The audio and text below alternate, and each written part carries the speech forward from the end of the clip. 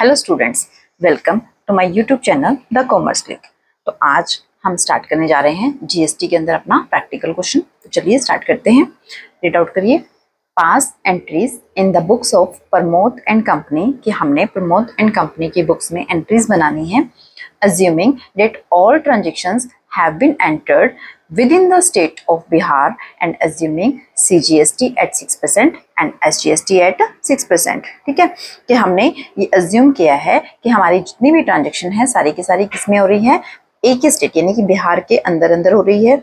और तो ये कौन से वाला हुआ हमारा इंट्रा स्टेट, जो कि एक ही स्टेट के अंदर हमने समझी थी जनरल एंट्रीज। लास्ट वीडियो में आपने देखा होगा, उसमें मैंने आपको जनरल बनाने के सारे रूल समझाए थे। ठीक है, इंट्रा स्टेट सेलर परचेज में तो उसमें हमें सीजीएसटी और एसजीएसटी कितना परसेंट बोला गया है, 6% बोला गया है। ठीक है, अब तो चलिए स्टार्ट करते हैं फर्स्ट ट्रांजेक्शन अपनी।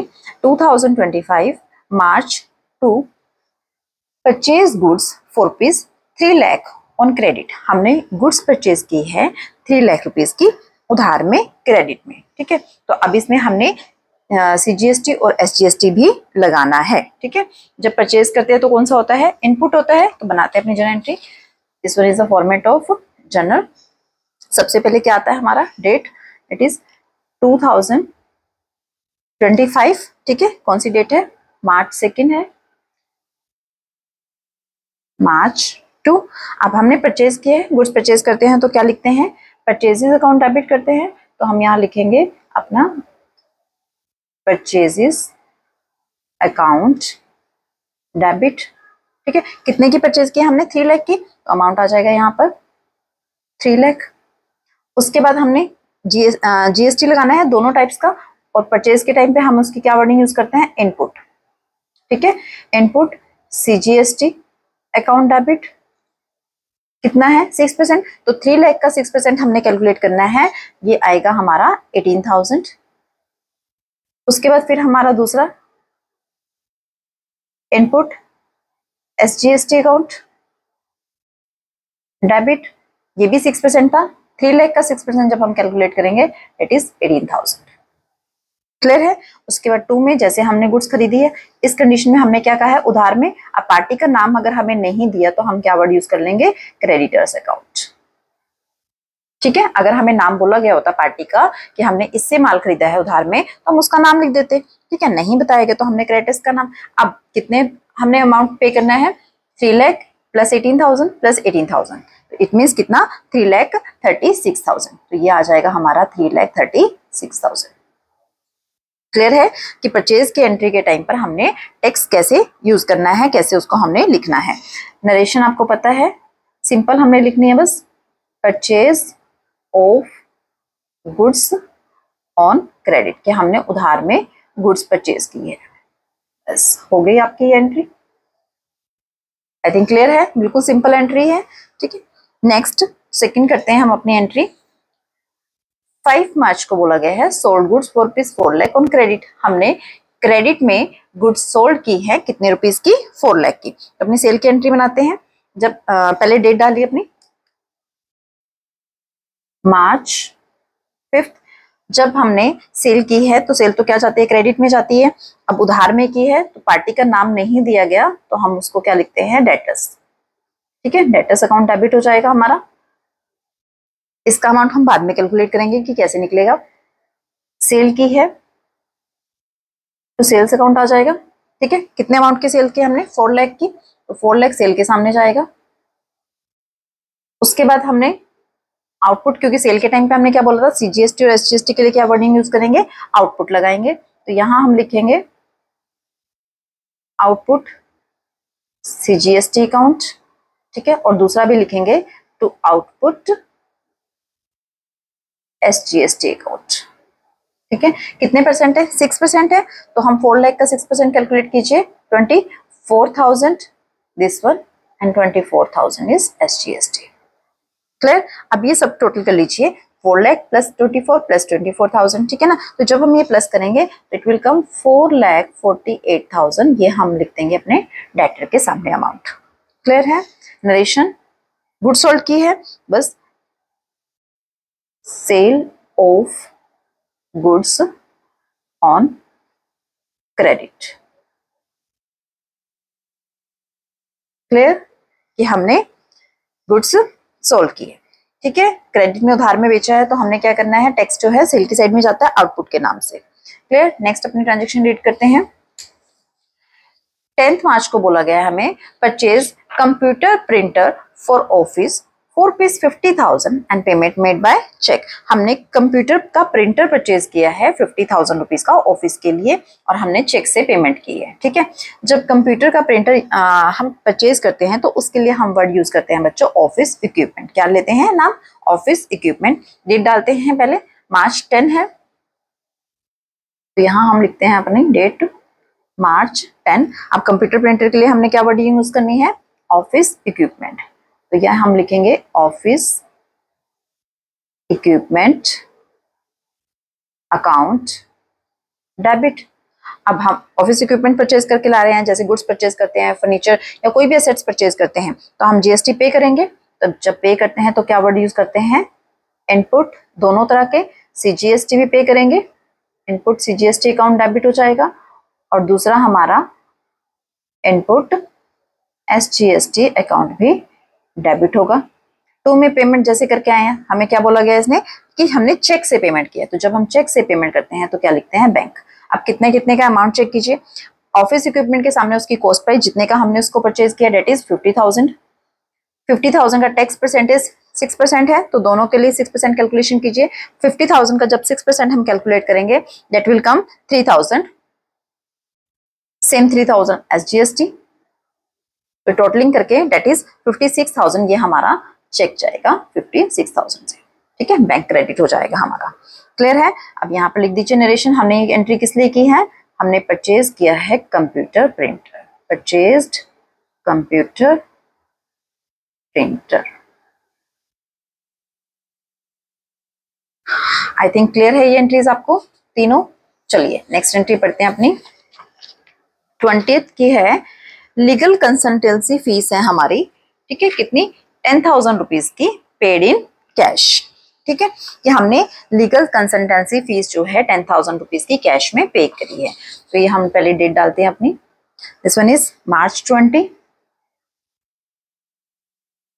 अब लीगल फीस जो हमने पे की है उसके लिए क्या वर्ड आएगा, लीगल फीस लिखते हैं। लीगल कंसल्टेंसी फीस पूरा नहीं लिखने, बस लीगल फीस लिख सकते हैं हम, ठीक है। तो हम यहाँ पर लिखते हैं अपनी लीगल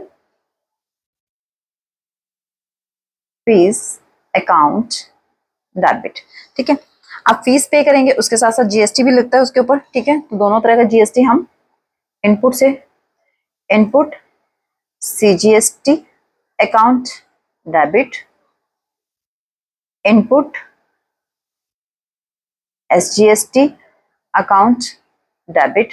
पे कैसे करी है, कैश में पे करी है तो टू कैश अकाउंट। क्लियर है। अब अमाउंट फिल करिए, कितना कितना हमने किया है। फीस हमारी 10,000 रुपीज की थी, 10,000 का 6% जो है हमने सीजीएसटी दैट इज 600 और 600 ही हमारा क्या बनेगा, एसजीएसटी बनेगा, ठीक है। 10,000 600 और 600 जब इनको प्लस करेंगे तो ये आएगा हमारा 11,200, ठीक है। ये हमारी कैश पे कर देंगे हम। तो हम यहाँ लिख देंगे नरेशन में, paid consultancy, legal consultancy fees, legal consultancy fees. Clear, I think entry clear है। नेक्स्ट करते हैं 22 की, rent of rupees 20,000 paid by cheque, कि आपने रेंट पे किया है 20,000 रुपीज का चेक के थ्रू, ठीक है। सबसे पहले क्या करते हैं हम, डेट लिखते हैं अपनी मार्च 22। रेंट हमारा क्या है, एक्सपेंस है और एक्सपेंस क्या होते हैं, डेबिट होते हैं।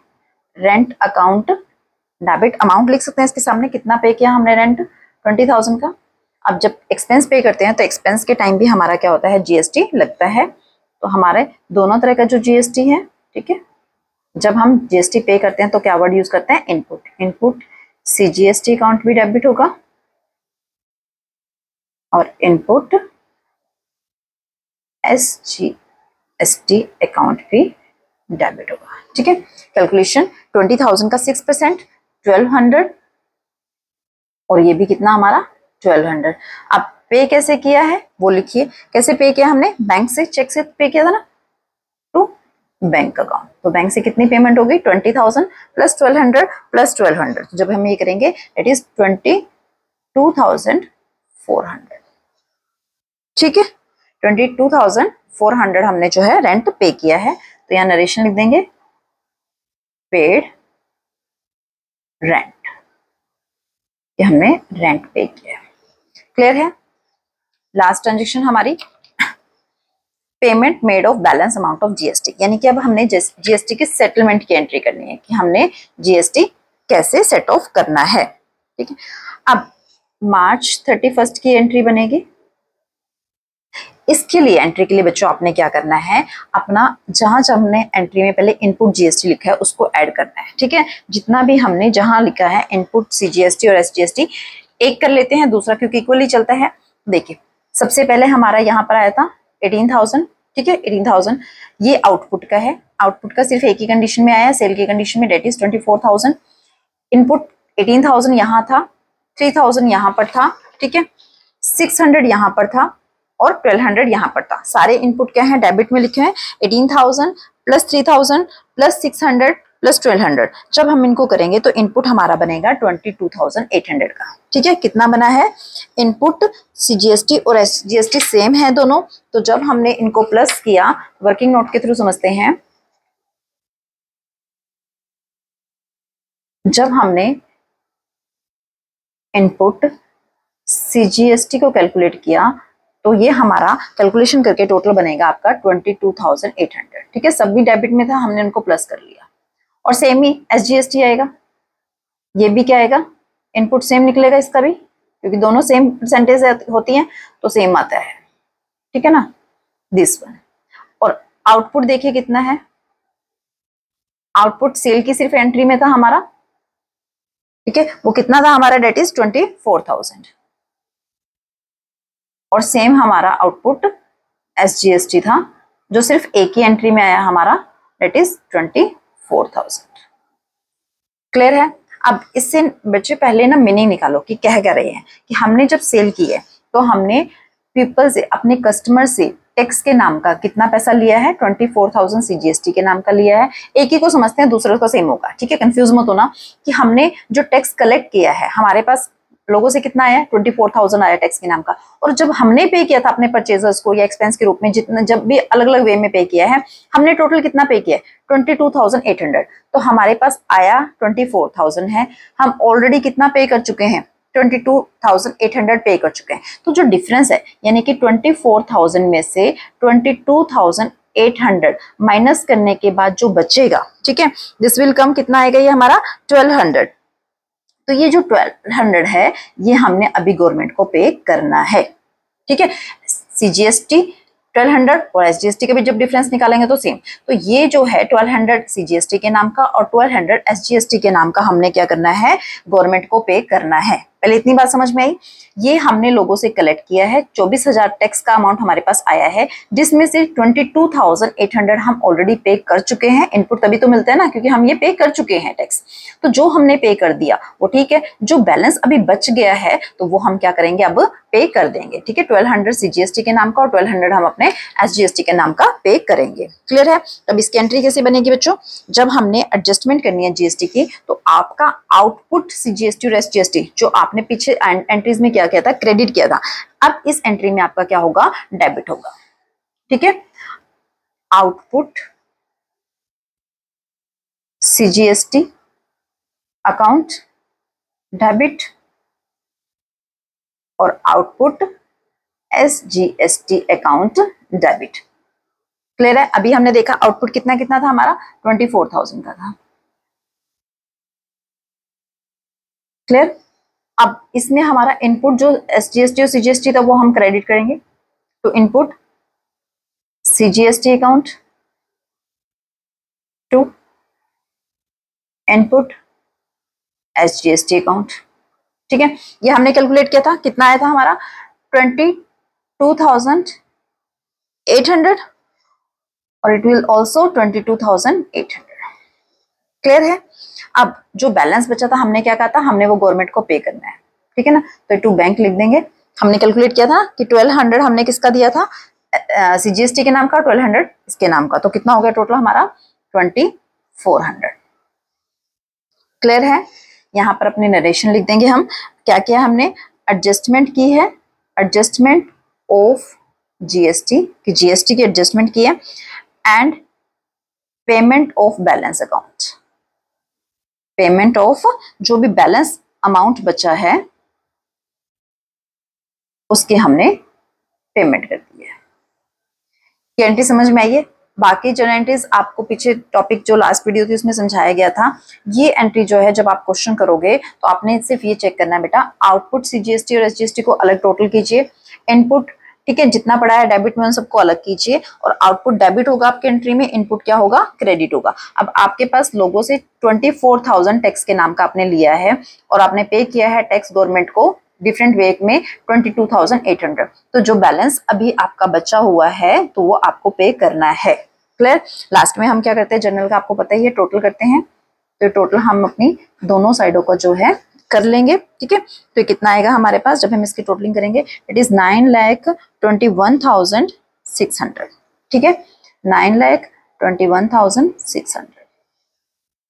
क्लियर है? तो ये हमारा आज का क्वेश्चन था जो इंट्रा स्टेट का था। ठीक है, यानी कि जब विद इन द स्टेट में हमारी सेल और परचेज होती है तो उस टाइम पर हमने कैसे एंट्रीज करनी है, टैक्स कैसे लगाना है, ठीक है, और क्या नाम हमने टैक्स का यूज करना है, और सबसे इंपॉर्टेंट ये जो एडजस्टमेंट वाली एंट्री है ये आपको ध्यान से समझनी है। ठीक है, क्लियर है? तो ये आपका आज का क्वेश्चन था। ठीक है, होप आपको समझ आ गया होगा, इसमें जो कंटेंट आपको समझाया गया है वो आपको अच्छे से क्लियर हो गया होगा। तो चलो मिलते हैं अपनी नेक्स्ट वीडियो में। Thank you so much.